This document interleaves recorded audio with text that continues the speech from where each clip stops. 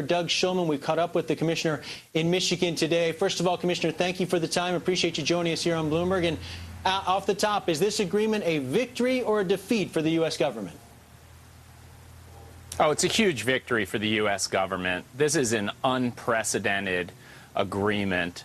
Until this year, we had no access into any country that had banking secrecy laws. In January, we got 250 names through a criminal prosecution agreement with U.B.S. And then today we're announcing another 4,450 names coming in.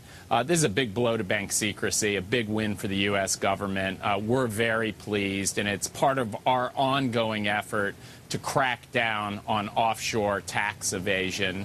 This is a U.B.S. agreement, but you can expect to see a lot more from us in terms of investigations of individuals and institutions over the next several years.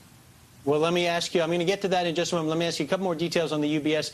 agreement, because there are some out there who will look at this, Mr. Commissioner, and say perhaps the U.S. didn't drive a hard enough bargain. You were looking for 52,000 account names initially. Now you're getting about 4,500. What happens to all those accounts in between? Is it possible there are some Americans out there who could get away with shortchanging the U.S. government in terms of taxes? I'm glad you asked that question. Let me make a couple clarifying points. First of all, 52,000 is a number that was floated around in the media for a while. That's a number that U.B.S. gave that said that's the number of accounts that have any U.S. connection. Most of those accounts are tax-abiding citizens who have paid their taxes. We were never interested in 52,000 names. I also will tell you, we started this lawsuit at a time where the Swiss government's posture was that they wouldn't give us any of these accounts. We now, through heavy negotiations, pressure, initiating these enforcement proceedings, have gotten the Swiss government to change their position. Their position now is that they'll turn over an unprecedented number of names. Between this, the deferred prosecution, other sources, we're going to have over 5,000 names from U.B.S. alone, which is a major step forward. Should we expect, sir, that additional Swiss European banks will now be the targets of the Internal Revenue Service? Should we expect similar agreements going forward? Let me tell you this. I'm not at liberty to give you any names or talk about any other investigations, but we've beefed up our resources. We've been given hundreds more attorneys, investigators, agents to pursue wrongdoing. We have a voluntary compliance program where people are walking in every day and turning over their information, their bank accounts, getting clean with the U.S. government.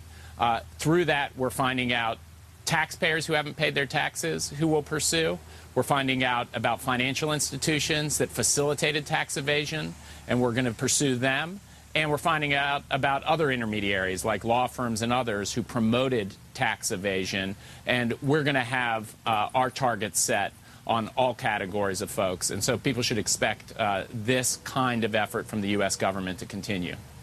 That amnesty program is set to expire or run out on September 23rd. Is there any possibility you would extend it given the popularity of that program? And can you give us any better sense how many people have applied under this program? Yeah, we have a voluntary disclosure program, so I want to be clear, it's not amnesty. People have to pay their taxes, they pay a hefty penalty, but they can avoid going to jail, which is important. We have a special program that's underway with very predictable penalties through September 23rd. At this point, we have no intention of extending it. I will tell you, we've had an unprecedented number of people come through the door. Until the program's over, we don't plan to release the numbers, but it's a big number. A lot of people have come through the door. And again, it's part of an overall coordinated effort to crack down on offshore tax evasion.